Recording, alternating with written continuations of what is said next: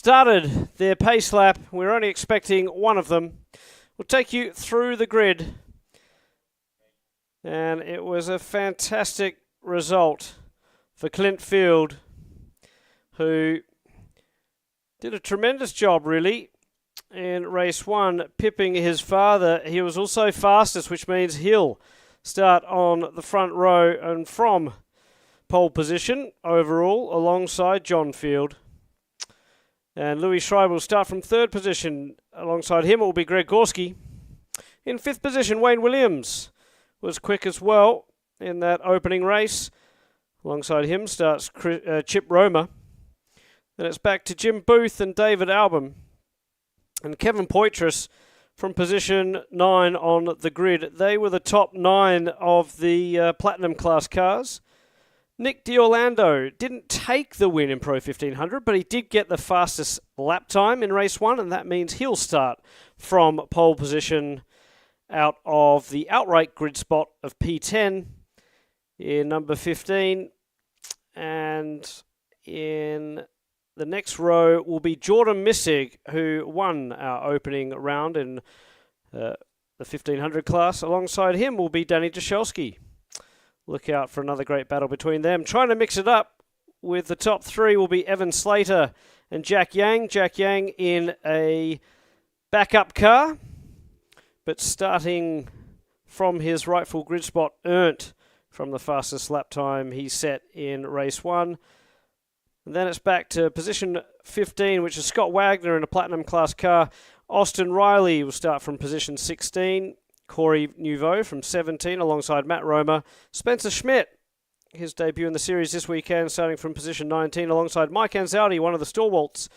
Chris McMurray was fastest in Pro 1340 and indeed will start from the pole in that class alongside Seth Bacon. Then it's back to Drew Altman, Maya Diorine, and then David Flint, Suelo Almeida, Ben Blander, Arul Venkatesh, Jack Zwiffel, and Brad Situka, Doug George, and Kenny Nail. So 32 cars expected to take the green. And here we are, coming down the front straightaway. The green flag is flying, and already a strong start from the 36s. 4 wide they go down into turn 1. We'll see if everyone can make it through. It's further back, 4 wide into turn 1 at Sebring International Raceway. Typically doesn't go, but so far so good for the Radical Cup North America Series. A little bit of dust, a little bit of chaos there. I think someone's got some rubbing bodywork on one of the Hankook tyres, but everyone appears to be through the opening couple of corners. Clint Field make a strong getaway. In fact, by the time that he crossed the line, he was well in front of his father. And Louis Schreiber sits into third place as he did in race 1. Looking extremely racy, though, is Wayne Williams on Greg Gorski. Gorski, I think, was to the inside there. Further back in the pack, you can see that all jostling for position down into turn 7 for the first time.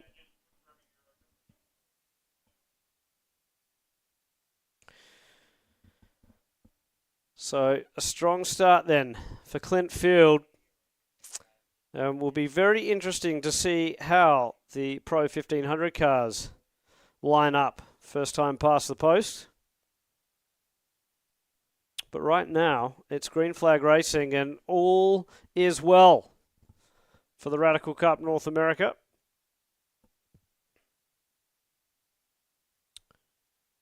John Field hustling Clint. And those very, very similar liveries stand out. One Motorsports really putting together some good cars for the Fields. And already they've checked out from Louis Schreiber. That just doesn't seem to have the pace in that initial tour. Doesn't have the confidence on the cold Hankook rubber that the Fields do. Of course, all that Le Mans Series experience coming to the forefront. And John Field with a really good run down into turn 1. It'll be interesting to see if he pops and makes a move. I think he is. Looking to the inside, John Field takes the lead. Further back, it is Missig that is in front in the Pro 1500 class.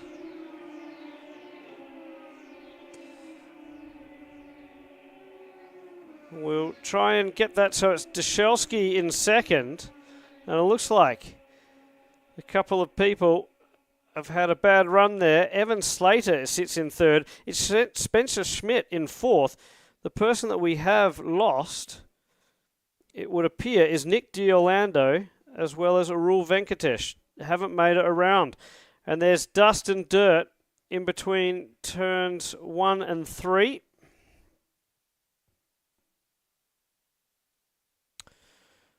So we'll see if we can pick this up. But turn 3 is where the drama is. And there's Arul Venkatesh putting the arm out of the car, just letting people know he is okay. He's trying to refire that machine. So far, so good in terms of... and just as I say that, the full course caution has come out. And through pit lane goes Nick D'Orlando in car 15. Arul's car looks pretty clean. Doesn't seem to be too much damage on the Radical Northwest machine. But he's certainly stranded. And as you can see with the cars streaming by him, in a precarious position. So Bo Barfield doing the right thing and just bringing this race under the control of the pace car. So it was Clint Field from John Field, Louis Schreiber, Greg Gorski, Wayne Williams, Jim Booth, Scott Wagner, and Kevin Poitras, and David Albin. When we went into the full course caution, Jordan Missig is in command yet again of the Pro 1500 class from Danny Delski. Evan Slater, who looked menacing in race 1, is up to third place with Spencer Schmidt having a great day. He's currently sitting in fourth. Austin Riley in fifth in class. Corey Nouveau, and it's Chip Roma. And Chip is definitely out of position there. Just wonder if he was mixed up in a few things. Try and have a look at the cars as they trundle down the main straight. Chip's car does look clean though, so just out of position.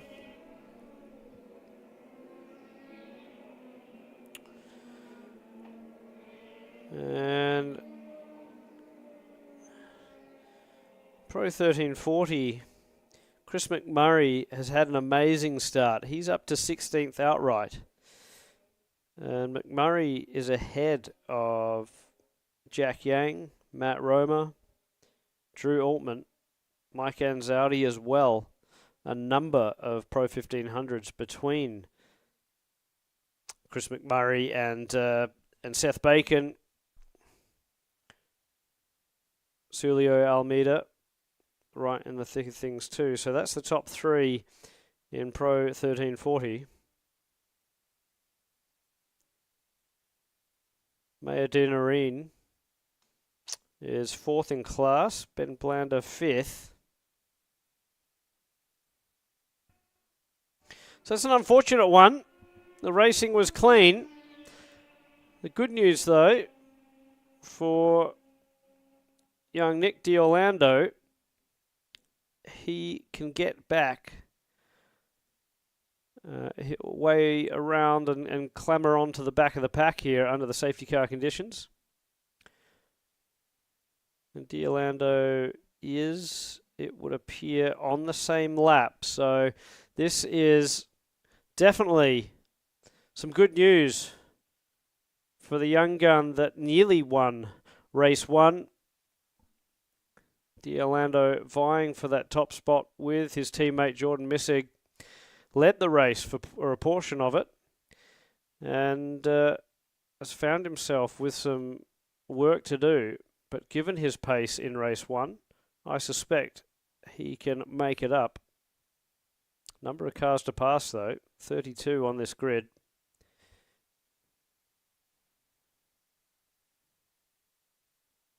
Be interesting too to see if Louis Schreiber can fire up the Hankook tyres. Greg Gorski, what can he do from fourth now? And Wayne Williams, who's come on strong all of last year after converting from the dirt to the tarmac. Was very, very comfortable in the wet conditions, but was struggling a little bit when the grip was high in the dry conditions with the downforce, and just having to change what he was used to in terms of his driving style and the way he attacked the race course. But Wayne Williams now sits in fifth. Jim Booth running very, very strong himself, as is Kevin Poitras. The cars in the Platinum class, the competitive nature of this series just continues to grow, and there's no doubt that all of these guys are capable of winning. The safety car has come into pit lane, it looks like. The field is slowed behind the fields, and we're waiting to see the green flag fly. It does, but this time it is John Field who takes us back green, with Clint Field and Louis Schreiber just behind. So I don't know what's happened there. Wayne Williams has dropped right back, and an issue for Wayne Williams, it would appear. Meanwhile, the Orlando's already made up positions on that restart. As they head down into three, a couple of drivers covering off the inside. The Orlando will be coming through at some point. Could see some passing further back. I think that was Drew Altman having a go to the inside there. And down into turn 7. All the cars strung out a little bit, but certainly David Flint having a crack down into 7. There he goes to the inside. Altman's in there as well. It's 3 wide and very, very tight down in through 7. And the driver's now heading up towards turn 10. And again they battle. So David Flint's right in the mix there. Michael Anzaldi, Jack Swiffle, Brad Suduka.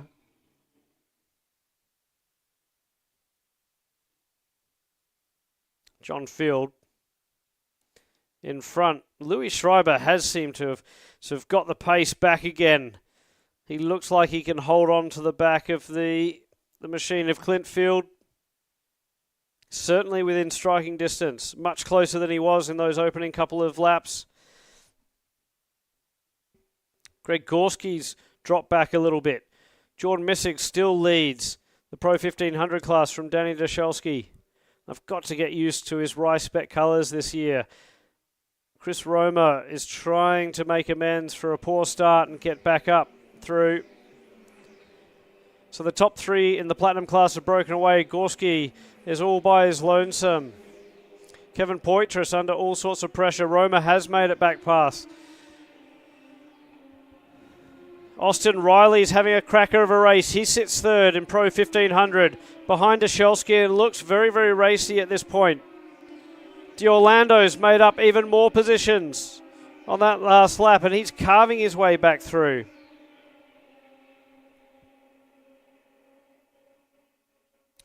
Chris McMurray still in command of Pro 1340 and running right up in the thick of the 1500s.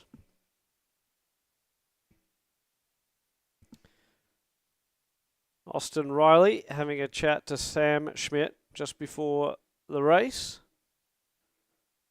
Sam watching on as his son has a good go, and that's the 91 machine.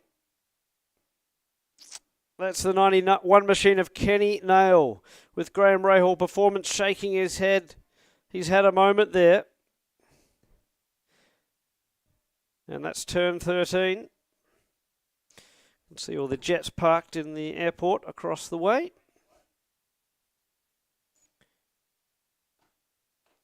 But Kenny Nail is not going anywhere, and I wonder if he's tried to refire that car. It sometimes takes a little bit of a moment just to go through the process of cycling off the car and then back on. It looks like he's rather stationary there. So I just wonder whether the race director, Bo Barfield, is going to decide that he is in too much of a precarious position. He's gesturing, and unfortunately, Bo Barfield has to bring out the full course caution once again. So John Field will be forced to relax the right foot as the Porsche safety car stands up.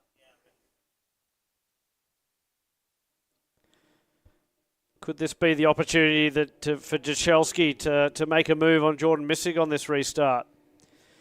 Nick D'Orlando's worked his way up from the back of the pack to 21st. Kevin Poitras is having a very good run.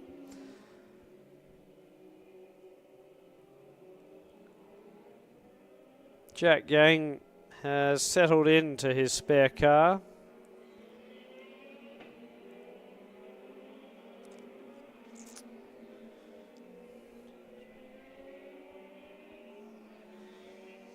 Mayor Dionorine gave me a bit of a schooling after that last race and said, look, mate, you're going to be saying my name a lot. You've got to get it right. And I apologise to young Mayor. You can tell he's going to be a star of the future. He's just come into this series, taken to the car like a duck to water. Really is just so cool, calm and collected for a young kid that's stepped up from karts into some pretty big, fast machinery. The SR3 1340cc. And just to explain the classes, that's what the Pro 1340 means. It's a 1340 variant of the SR3 machine. Pro 1500 refers to the 1500cc variant of the SR3s, the same chassis.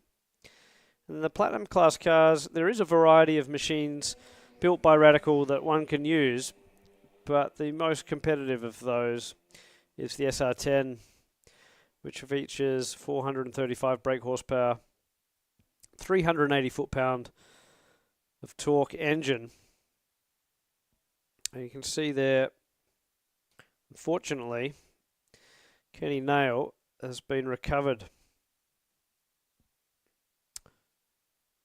So unfortunately, his day is done. 25 minutes remain. The lights will no doubt go out at the safety car.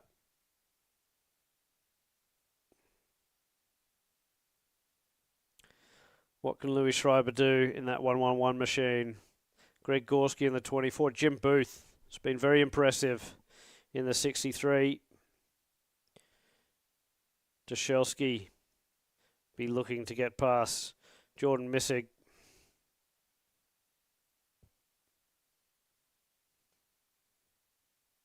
And Evan Slater, can he have a crack now at Austin Riley?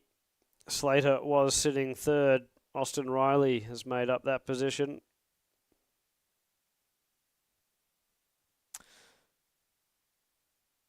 Everyone cleaning off the surface of the tyre, trying to generate a little bit of heat on the top side of those Hankook tyres. Tyres typically come in throughout the session or the race. We typically see the faster times towards the end. This race, a sprint race, tomorrow's race will of course feature the mandatory pit stop, preparing drivers for events and series they may partake in later in their careers. Mentioned earlier, a number of drivers making their way all the way to Le Mans. But the Radical Cup, a breeding ground for great talent. And we've got a green flag again. Louis Schreiber does have a good run on Clint Field this time. And the Rice-Spec car of Delski's all over the back of Jordan Missig in the 48. Delski looking for blood. I don't think you'd have to give Delski much of a sniff. As down to the inside, that's Roma. Chip Roma making a solid move there. And Delski is past, so we have a new leader in Pro 1500. Danny Delski has made his way through. We can hear the cheers from pit lane as Ricebeck is celebrating there with his driver. And a big lock up down into 7.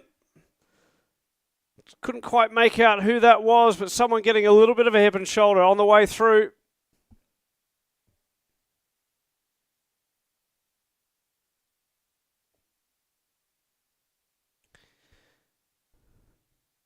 Right, so we'll try and pick up the order once again. A little bit hard from the backside of the circuit. I'm very intrigued to see what's happening in Pro 1340. Chris McMurray was calmly leading that race. Sulio Almeida was in second, and Seth Bacon was third as they crossed the stripe on that restart.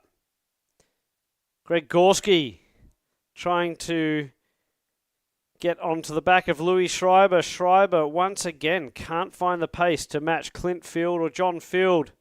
Further back, David Albin with a great run there. So come around turn 17. The sky is looking ever ominous, but we haven't seen any precipitation just yet. John Field well in command.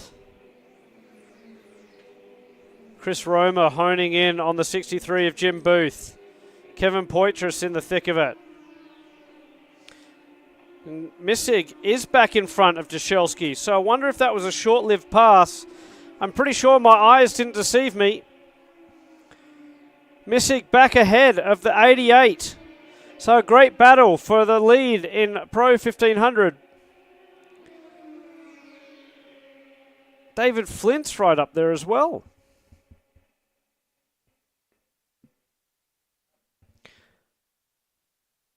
So we've just heard on the radio that there's a car off, driver's right, turn 1.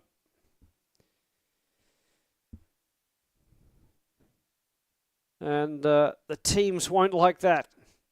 They've got a relatively early race tomorrow. There's no need to get damage if you don't need it. Nick D'Orlando, Channel 1, has gone right back up the field. And D'Orlando now sitting behind Spencer Smith, Corey Nouveau, Evan Slater. Austin Riley sits in third behind Danny Delski, Jordan Missig in Pro 1500.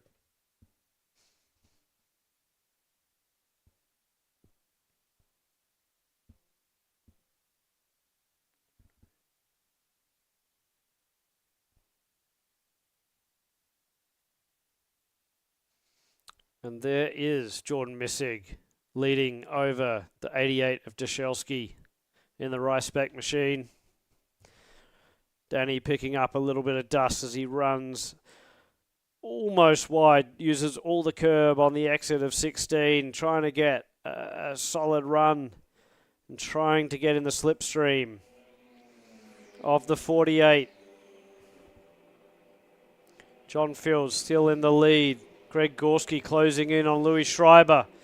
Again, Jim Booth holding off Chris Roma for another tour. Kevin Poitras has got ahead of David Albin, and I think he's one that's come unglued around the racetrack. D'Orlando's made up plenty of spaces. And a move there for Chris Roma into turn 3.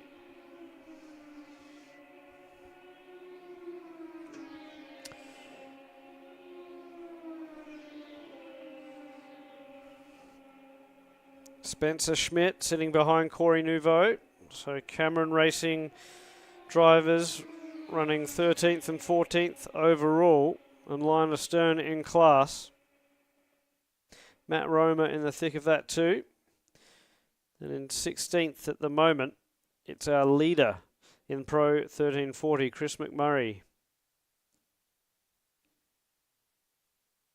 Julio Almeida is second in class. Sorry, I apologise. Third in class. It's Seth Bacon, Chris's teammate, who runs second in class. But it's very, very tight between those drivers as through the pit lane goes David Albin. And someone has run very, very wide. In fact, that was, I think, the black and gold car of Julio Almeida down into turn 7.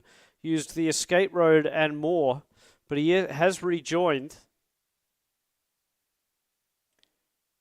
Louis Schreiber. It's fallen back into the clutches of Greg Gorski, but so far Gorski isn't able to make the move. Meanwhile, John Field has started to gap Clint Field with just under 17 minutes remaining. Just get the impression that sooner than later, the 24 of Greg Gorski, who's got a great run out of the final turn, will have a crack at Louis Schreiber. Chip Roma is also right in the thick of it now. He's found some serious pace, has Roma. John Field's just gone quickest on that tour, a 2:03.9. But if we look back at Roma, he set his personal best. He was 1 second faster than Greg Gorski on that last go-round, and Louis Schreiber as well. So the number 5 of Chip Roma's coming, and coming quickly in the Stella Artois car.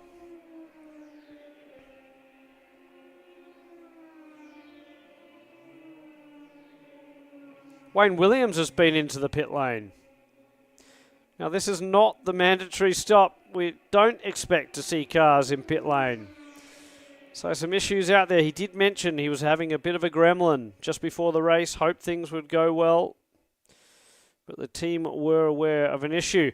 And Roma is all over the back of Greg Gorski. Gorski now, from going on the attack to Schreiber, has started to defend Chris Roma in the number 5. Or Chip Roma, rather, in the number 5. Jim Booth is behind them with Kevin Poitras. But third, this is the battle for third place in the Platinum class.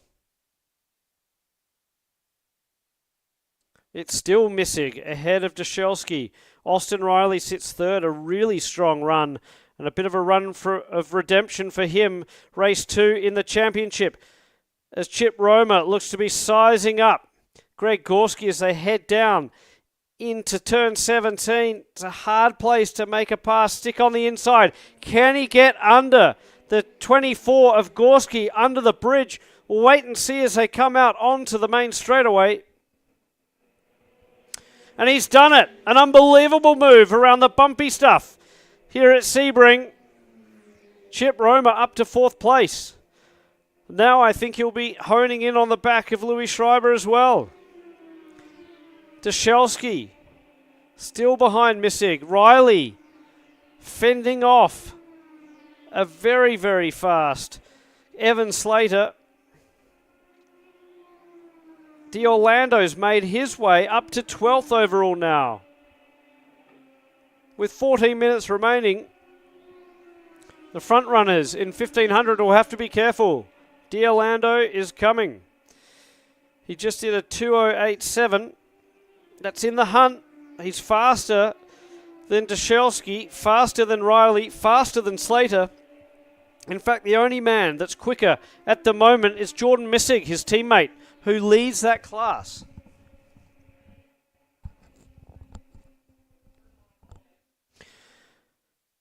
And Austin Riley under all sorts of pressure. Into turn 7 that time.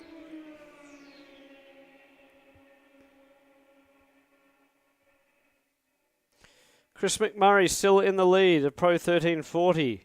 It's Seth Bacon in second. Maya Dion Areen is third. And then it's Ben Blander, who's doing a good job in 4th for Rhino Racing with Team Stradale.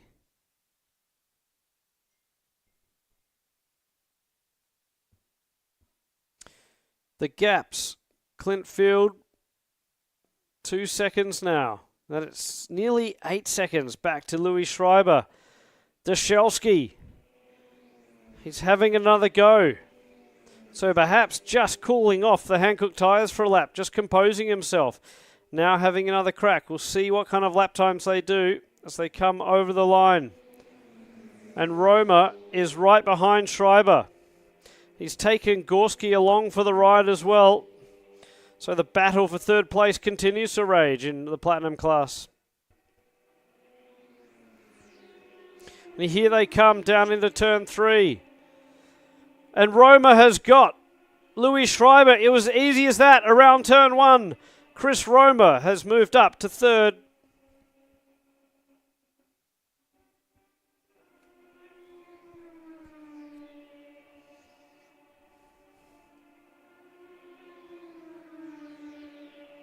Meanwhile, his son is stuck in a great battle as well. Matt Roma with Spencer Schmidt right behind him. Mike Ansaldi sits behind the pair. Drew Altman as well, joining the series. One of our locals. The great thing about the Radical Cup, of course, is you don't have to be a full season entrant. You can come and join the fun in the local round or just pick off the bucket list tracks. Whatever suits, as long as you own one of these beautiful machines, or you can rent a ride with a number of the racing teams and the dealer teams. John Field in a league of his own. Clint has certainly found the pace of his old man, but it just seems that John still has the slightest edge.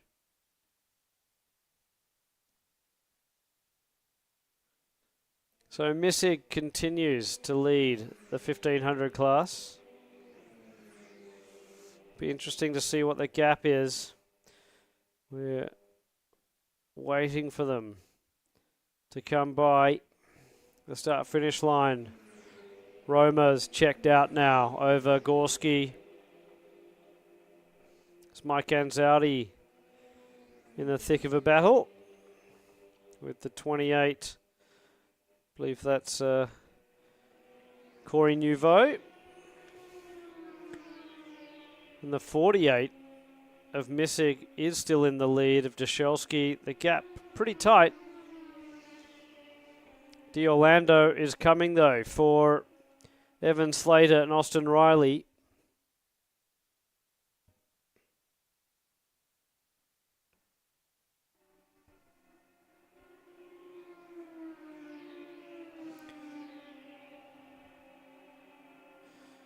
So Roma has got past Spencer Schmidt. Things relatively calm, but I feel like they're going to heat up again. The battle for 1500 isn't over.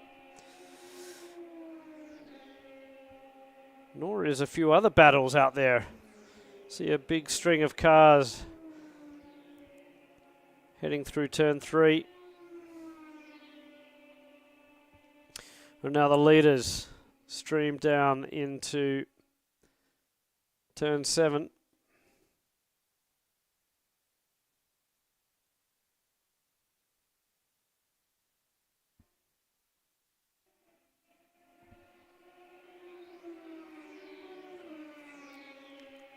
Right, so John Field over Clint Field. Chris Roma. John Field set his best a few laps ago at 2:03.9. He's just gone even faster, 2:03.6 that time by.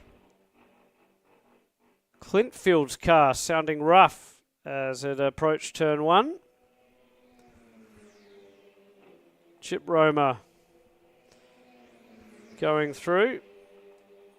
Greg Gorski's now got past Louis Schreiber, so Schreiber, who was running thirds, fallen back to 5th. Jim Booth still running a solid 6th.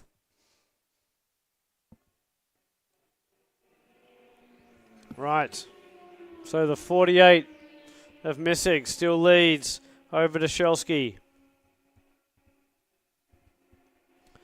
The 35 of Slater is still holding on, but D'Orlando now is past Austin Riley.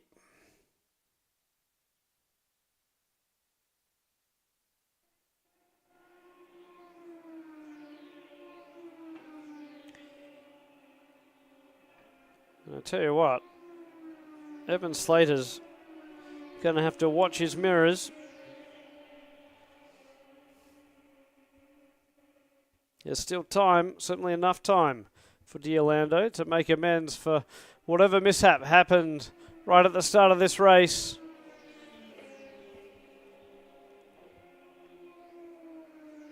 Seth Bacon has the 244 behind him. Dion Areen for Ryspec Racing has a Pro 1500 class car of Jack Swiffle behind him. Ben Blander has to get around Jack before he can get onto the back of Mayer. Doug George is having a good race as well for Ryspec. Another one of our Canadian drivers. Jordan Messig in the 48. Has a little bit of traffic ahead. And it's a Platinum class car. Now, this is the Challenger multi-class racing. Kevin Poitras, it looks like. You could say, well, he's holding Messig up. But is he? Down the straightaway, he pulls away again.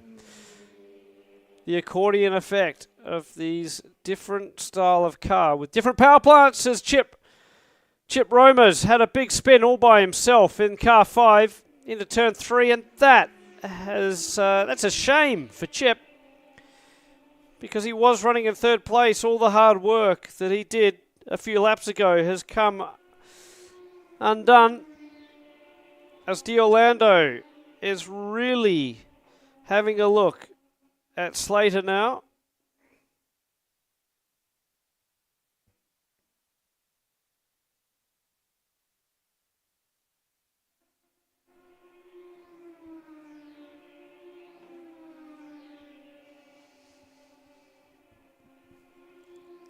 And Delski closing in once again down into turn 7 on Jordan Messig. Messig not quite needing to defend, but he's got to be careful with Kevin Poitras ahead of him. Poitras not quite running for the same team as Delski, but I wonder if the Canadians are comparing notes because Poitras could help out. Certainly a team based in Canada. And that'd be Ryspec Racing with Delski.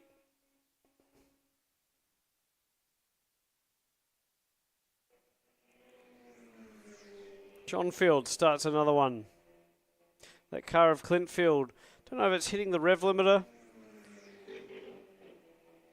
Just seems like it's running rough right before it changes into top gear down the front straight away. But he is continuing to make good pace.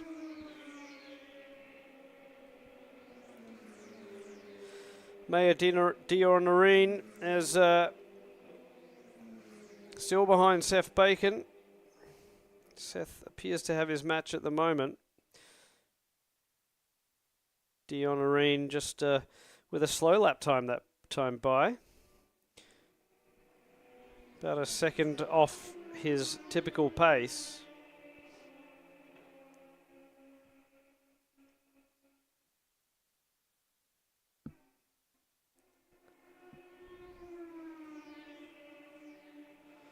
Gorski now navigating some traffic into turn 7.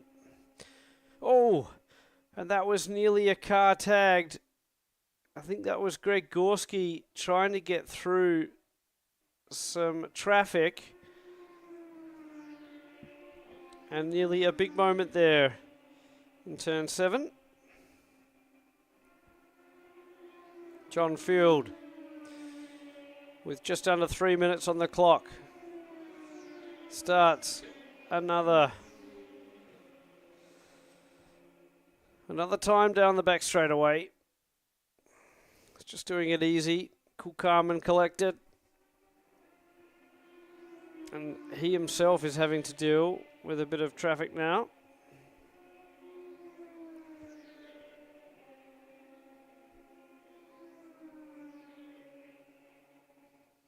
Oh, and there's been some kind of reasonable accident down into turn 3. You can see the dust to the side, a car right on the left of your screen near that timing column. Can't pick up who that was. But a car in quite an odd position.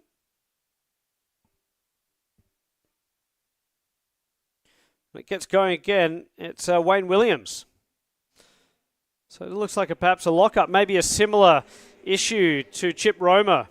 The SR10's finding it hard, perhaps with the tyres just degrading in these later stages and catching out Chip Roma, and now it would appear catching out the S's Racing driver as well, Wayne Williams. Jordan Missig looks rather comfortable. A good gap between himself and Danny Delski. D'Orlando has made his way up to third in Pro 1500. What a recovery drive for him.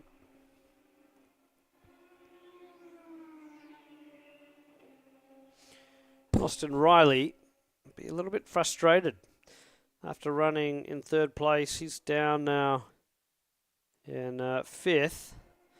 Evan Slater is running fourth in class. Matt Roma, sixth.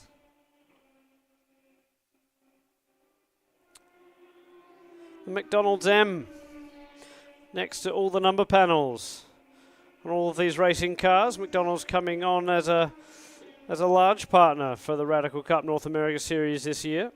We're pleased to have them on board.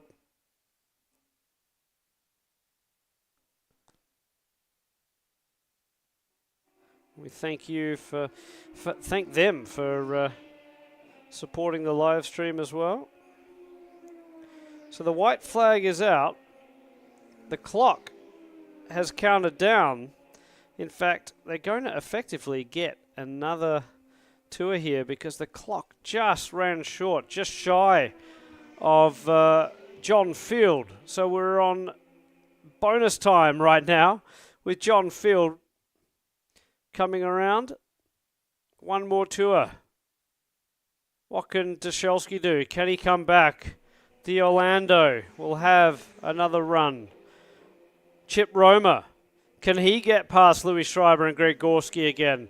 It's down to the final tour here at Sebring, race 2 of the Radical Cup North America.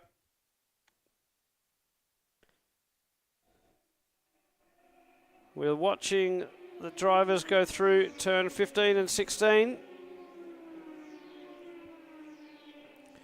Delski has slipped back a little bit further. Missig has got this one in the bag, I think. And amazingly, down into turn 7. There's some great action. There we go. Gorski ahead of Roma. Schreiber's in there as well. Roma somehow got balked in the middle of the corner. Meanwhile, Gorski and Schreiber going for it into turn 10. Schreiber's on the inside.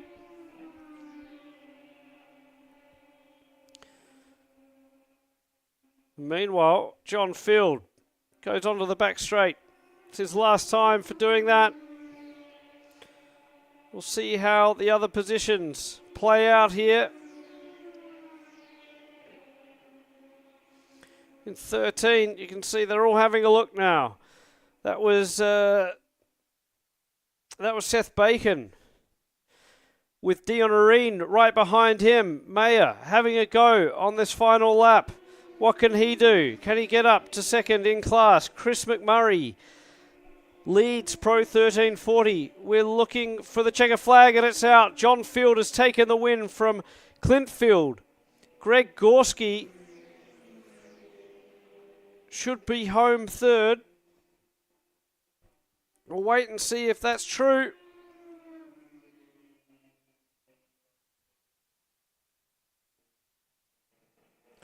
He is indeed. Gorski taking third place from Louis Schreiber and Chip Roma. Jim Booth, 6th overall and in the Platinum class. And Jordan Missig, waiting for him to come around. Jordan Missig making it 2 for 2 here at Sebring on his return. There he goes, taking another win from Delski, who picks up a second place. We're waiting now for D'Orlando to complete the 1500 class podium.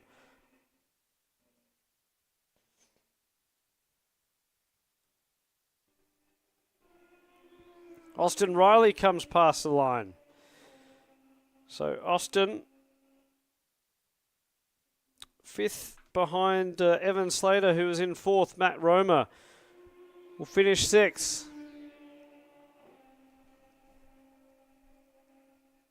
Spencer Schmidt in 7th in class. Another solid run for him. Mike Anzaldi pumping the fist. He managed to get one over Corey Nouveau. Drew Altman as well. So Nouveau fell down the order. The yellow flag is out in that final corner.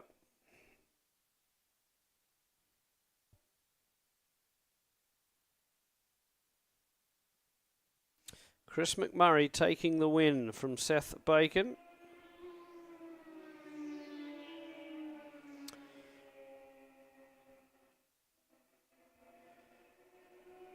Maya Dionorine has come home at 3rd. Congratulations to him. Another podium in Pro 1340. Good result too for Ben Blander, just off the podium in 4th.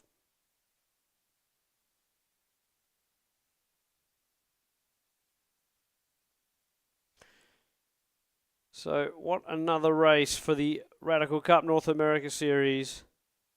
John Field from Clint Field. Greg Gorski rounding out the top 3. Louis Schreiber, honourable mention. So too for Chip Roma, Jim Booth, Kevin Poitras. Jordan Missig makes it 2 wins on the trot to start a stellar season for him. From Danny Delski, Nick D'Orlando. And then we're back to the Pro 1340s. It was Chris McMurray who takes another win. Could this be the dream year for Chris McMurray?